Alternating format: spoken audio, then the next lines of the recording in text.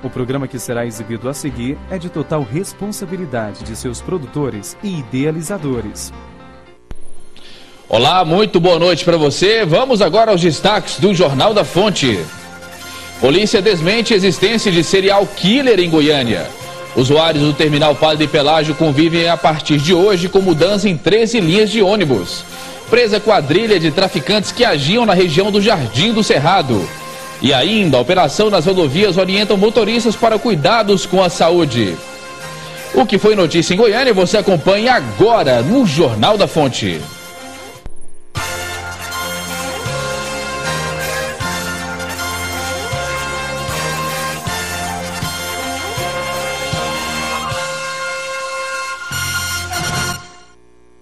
Quatro pessoas foram detidas hoje pela Polícia Civil. Elas são suspeitas de atuar na região do Jardim do Cerrado como traficantes.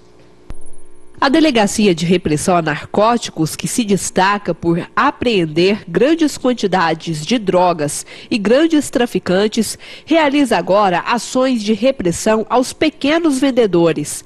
6 mandados de busca e apreensão foram executados no Jardim do Cerrado 7.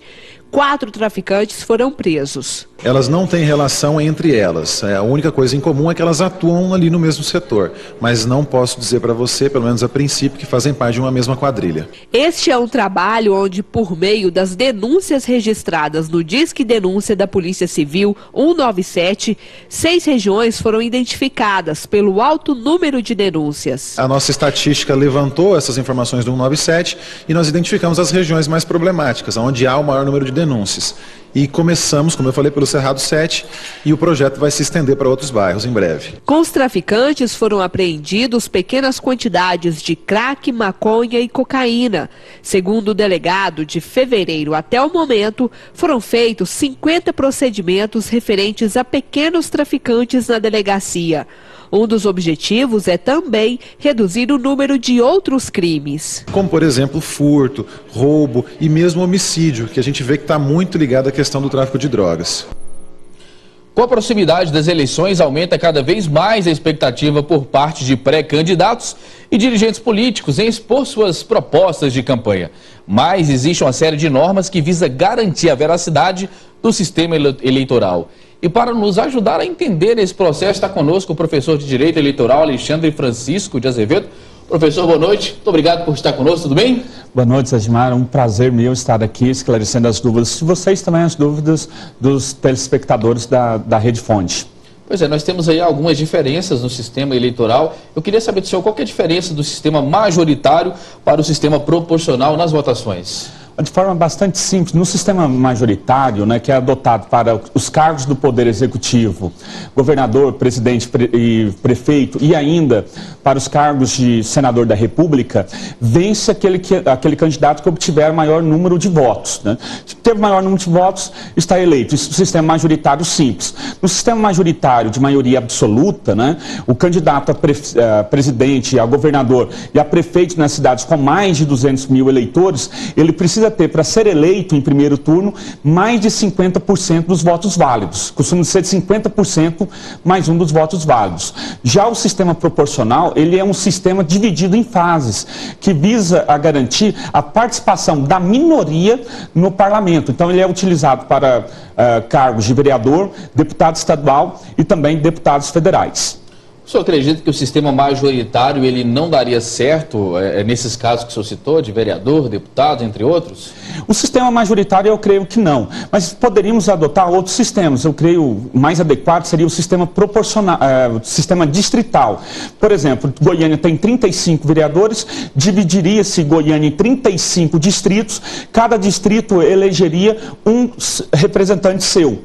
Aquele representante mais bem votado seria eleito. O sistema majoritário simples na eleição para esses cargos, ele poderia levar um custo elevado de candidatura. Vamos imaginar Goiás inteiro com 41 deputados federais.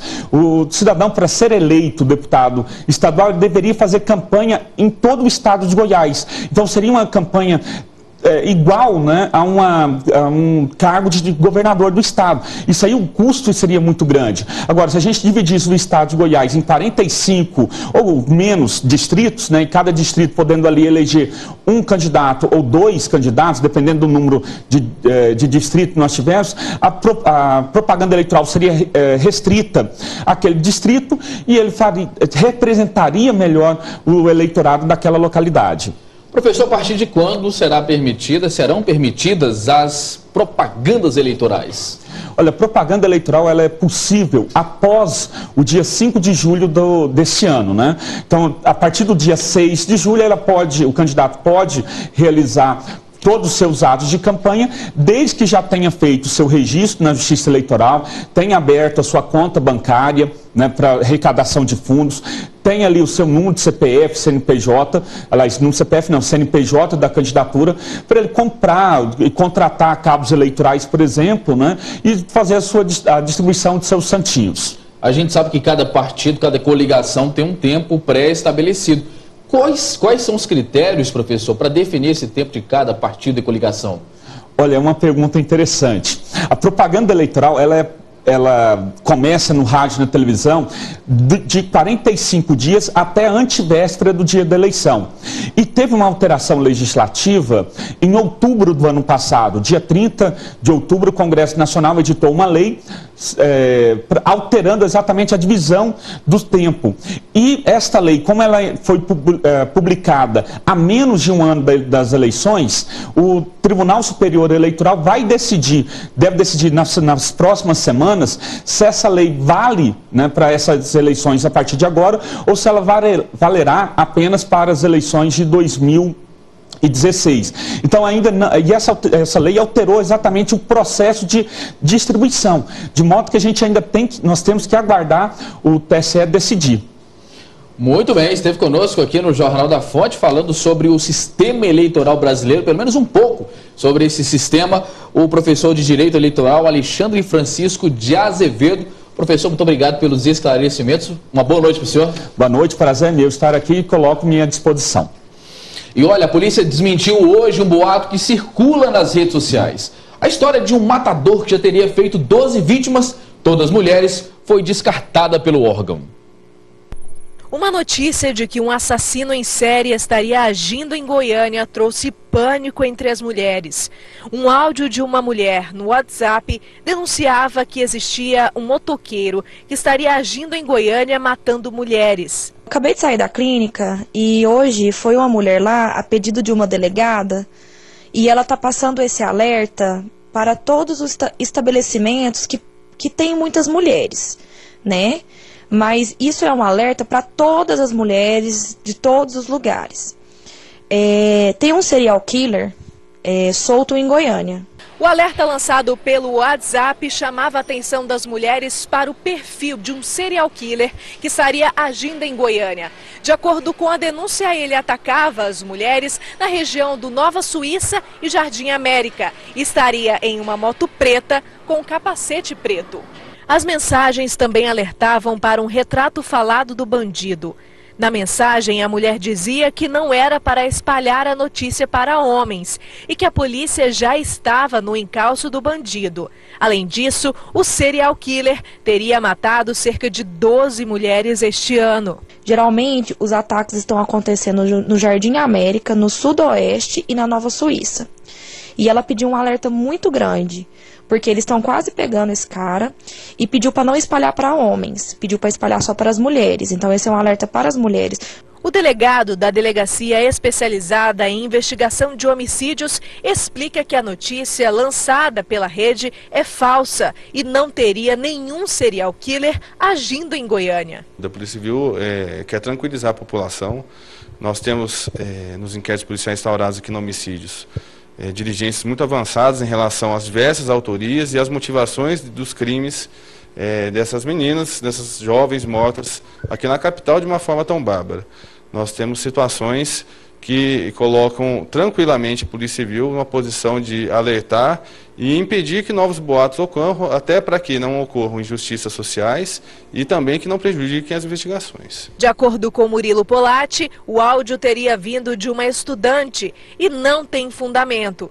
De janeiro para cá, 22 mulheres morreram assassinadas na capital, 4 delas vítimas de assalto, mas os acusados dos crimes têm perfis diferentes. Uma delas tinha uma vinculação com drogas, outra supostamente foi morta por um motivo passional, outras executadas justamente em razão de não entregar o objeto. Então a Delegacia de Homicídios ela tem enveredado para esse lado de que realmente não há um serial killer, não há um maníaco em série, há suspeitos, inclusive com prisões já solicitadas ao Poder Judiciário, e não se trata de apenas uma pessoa, e sim de várias pessoas. Que a mulher ganha cada vez mais espaço no mercado de trabalho, você já sabe. Isso não é nenhuma novidade. Mas esse crescimento é cada vez mais forte. E agora você vai ver uma reportagem que demonstra muito bem essa mudança. A Aline está com 28 anos, é casada e tem 2 filhos. Há cerca de um ano trabalha nessa clínica de estética das 8 às 7 horas da noite. A rotina corrida faz parte dos desafios que ela decidiu encarar de frente. Depois de 4 meses como recepcionista, já foi promovida a gerente da clínica. Foi um desafio muito grande, porque eu mostrei serviço, sim, os 2 primeiros meses, os 3, foi um diferencial na empresa mesmo que fez eu pegar esse cargo. Para ela, a rotina corrida de profissional, mãe e esposa é cansativa, mas muito gratificante, já que ela financeira e sucesso profissional. Para mim é gratificante poder sair de casa, chegar e ver os meus filhos bem. Eu não me vejo dentro de casa sendo dona de casa. Eu gosto de trabalhar fora. A Aline é o retrato de um cenário hierárquico cada vez mais comum no mercado de trabalho. Nós mulheres estamos conquistando um espaço grande, alcançando níveis cada vez maiores. De acordo com o IBGE, a participação das mulheres no grupo de pessoas ocupadas registrou alta de 3,2% entre 2011 e 2012. Muito desse crescimento se deve à mudança de mentalidade das mulheres atuais. Por uma questão cultural, que não se tem mais aquela ideia de que lugar de mulher é dentro de casa, e também pelo fato de hoje você ter as mulheres demorando mais para ter filhos, aquelas que optam por ter filhos, elas têm menos filhos, então é menos tempo fora do mercado de trabalho formal, e também hoje até a própria rede de cuidados que se tem, por exemplo, para filhos, em termos de creche, escolas de tempo integral, faz com que as mulheres não fiquem em situação desfavorável com relação ao homem no que diz respeito à empregabilidade. Essa melhoria de participação das mulheres no mercado de trabalho também ocorreu em termos salariais. Em 2012, a remuneração do público feminino teve aumento real superior a 2,4% contra 2% dos homens. Muitas vezes a mulher, por estar entrando no mercado de trabalho, ela se sujeitava a ganhar um pouco menos, mas isso não acontece nas empresas de médio e grande porte, que já tem uma faixa salarial para cada cargo. O aumento do valor médio de remuneração das mulheres, né, nessa pesquisa, ele é muito relacionado ao aumento do número de mulheres nos postos de gestão. Aline, como boa representante das mulheres modernas, tem grandes objetivos e quer crescer ainda mais na empresa. Para conseguir alcançar sua meta, ela vai se superar e buscar qualificação. Quero estar me especializando cada vez mais e inovando, reciclando, porque isso é o que eu quero. Então eu vou tentar melhorar cada vez mais e fazer o melhor. Boa sorte para a Aline, né? Veja a seguir, começou hoje mudança em 13 linhas de ônibus que passam pelo terminal Padre Pelágio. Continue aí conosco, o Jornal da Fonte volta já.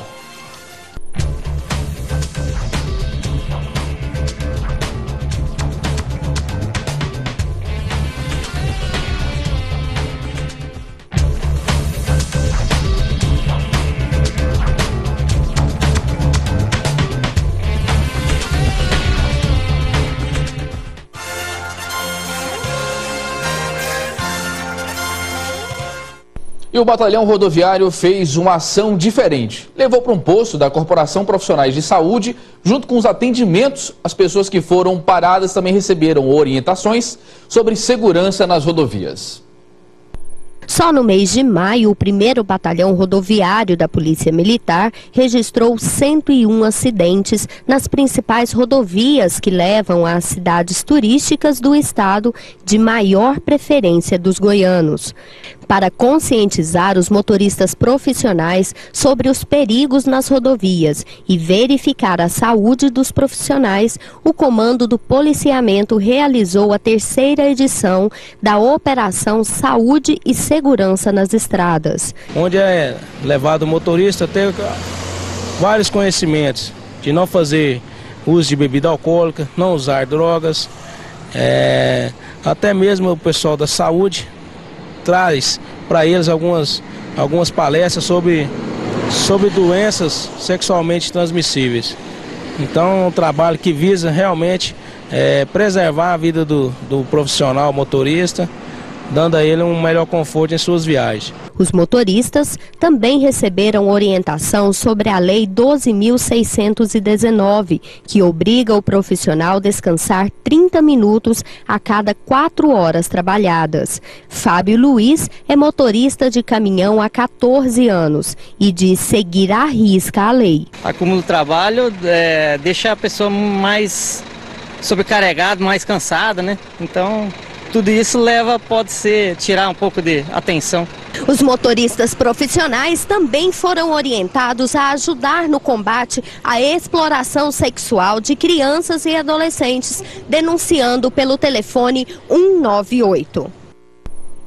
E a Universidade Estadual de Goiás realiza nesse domingo, 1º de junho, o 2º processo seletivo do ano para mais de 3.000 estudantes.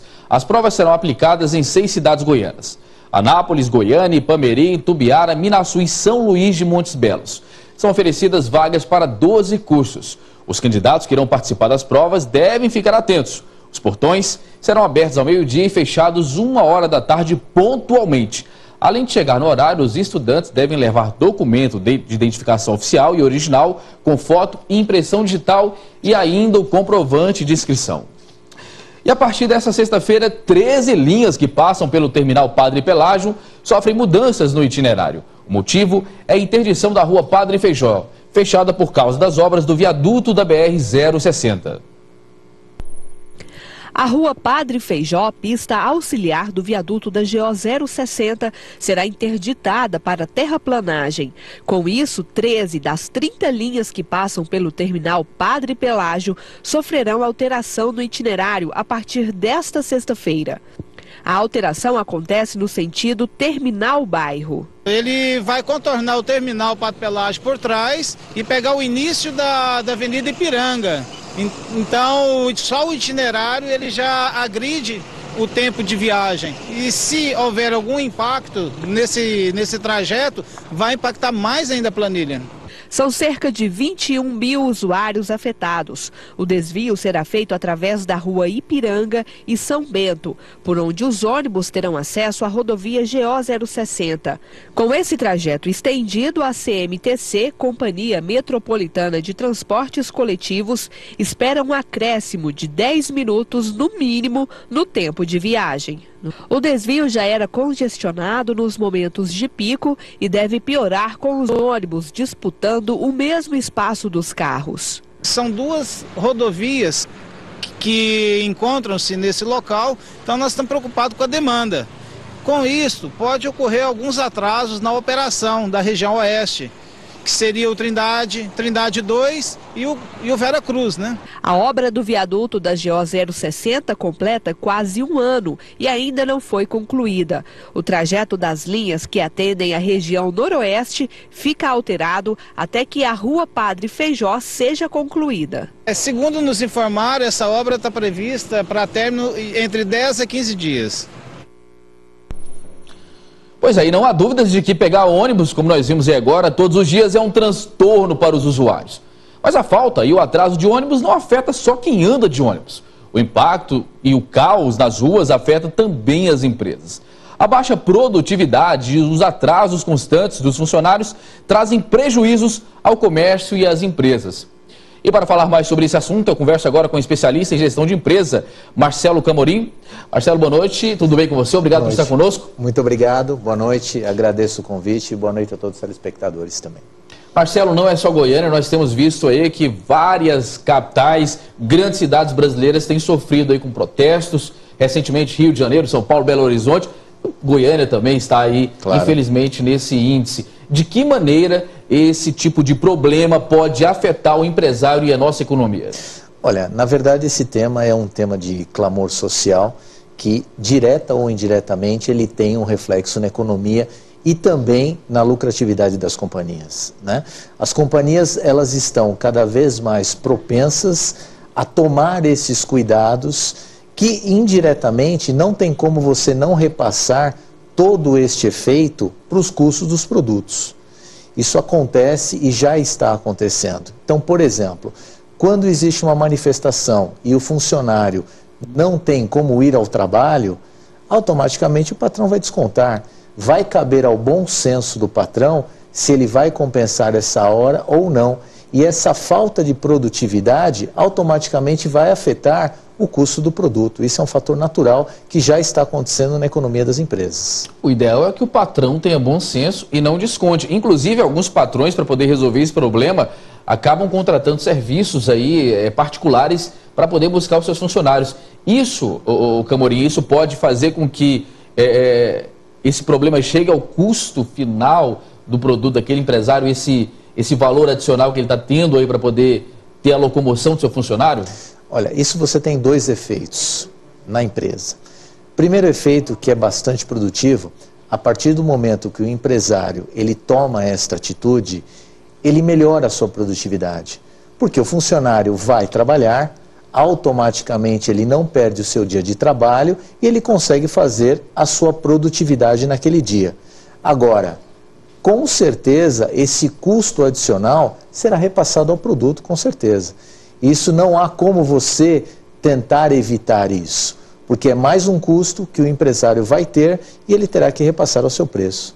Agora, a gente viu recentemente aí o quebra de ônibus na região metropolitana de Goiânia, Camorim, e eu te pergunto, a maioria das pessoas não são adeptas a esses movimentos baderneiros, né? Graças a Deus, mas o fato do funcionário, né, no momento que está indo para o trabalho, passar por uma situação de estresse naquele momento, né? Passar por uma situação de constrangimento, de medo, isso pode afetar ali no momento que ele chegar na empresa, chegar atrasado, chegar com medo, isso pode afetar a sua produtividade? Não, com certeza. Isso acontece tanto nas manifestações, tanto pelo trânsito caótico também das grandes cidades, e isso está acontecendo.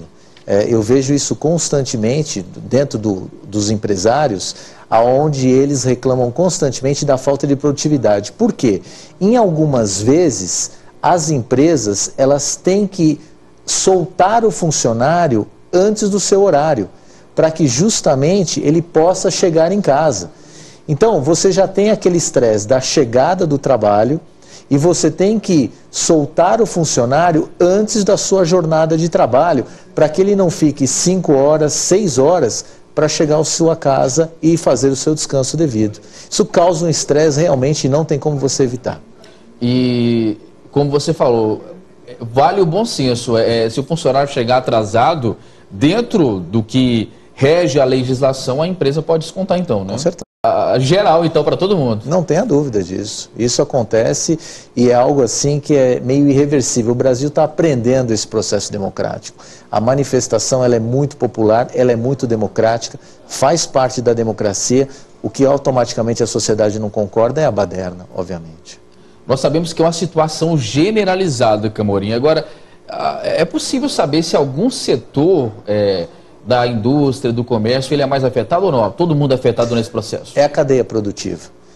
Porque o trabalhador que ele toma a condução, que ele usa o serviço público, seja o metrô, seja o ônibus ou seja o trem, ele trabalha no serviço, no setor de serviços, ele trabalha no varejo e ele também trabalha no setor industrial.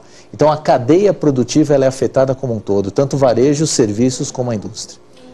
Camorim, uma última pergunta. O transporte coletivo brasileiro, a gente sabe que não está dentro do que deveria ser. Saindo desse lado aí de manifestações, entre outras questões, o fato das pessoas, dos colaboradores, passarem por um sistema não confortável para ir para o seu trabalho também pode afetar a produtividade? Com certeza, mas não há dúvida disso. Existem trabalhadores que têm que sair 5 horas da manhã para chegar 8 horas da manhã no trabalho. Então, se ele sai 5 horas da manhã, ele levanta às 3 horas da manhã. Isso automaticamente afeta a sua produtividade. Tanto é que as empresas, elas começam a buscar uma mão de obra próxima do seu local de trabalho. Então, se você tem que tomar 3, 4, 5 conduções, com certeza isso fica muito mais difícil. E a empresa também está selecionando bastante isso também. Goiânia já começa a viver isso, que é uma situação que já é vivida no eixo Rio-São Paulo, onde se pega trem, metrô, deixa carro estacionado, que é uma loucura. Nós conversamos com Marcelo Camorim, especialista em gestão de empresa. Marcelo, muito obrigado pela sua participação, pelas informações. Uma boa noite para você. Muito obrigado, agradeço bastante a atenção. Boa noite e bom final de semana a todos. E o Jornal da Fonte vai ficando por aqui. Mais notícias você confere amanhã às 18h30 no Jornal da Fonte. Na sequência você fica com os principais destaques do futebol e do esporte com Luiz Duarte e toda a sua equipe no programa da Marca do Pênalti. Continue aqui na Fonte que tem uma programação feita para você. Até amanhã.